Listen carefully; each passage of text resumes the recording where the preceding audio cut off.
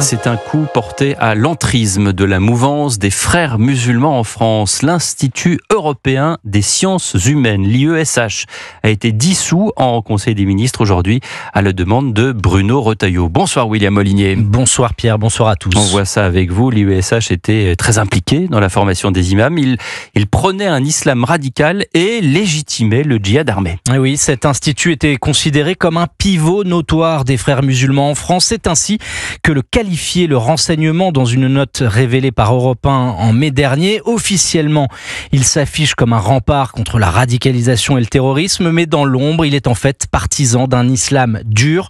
Plusieurs supports pédagogiques ont été retrouvés lors d'un contrôle l'année dernière, des ouvrages qui incitaient au djihad et légitimaient les violences contre les femmes. L'IESH a été créé dans les années 90. Un de ses cofondateurs n'est autre que Youssef Al-Qaradawi, guide spirituel des frères musulmans, interdit de séjour en France pour ses propos antisémites, misogynes et homophobes.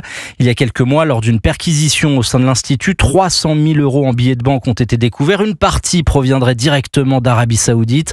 L'Institut a fermé ses portes en juillet dernier. Cet été, il n'a pas accueilli de colonies de vacances comme il pouvait le faire auparavant. Ses dirigeants ont toujours nié toute velléité séparatiste. Merci de ces précisions. William Molinier du service police-justice d'Europe 1.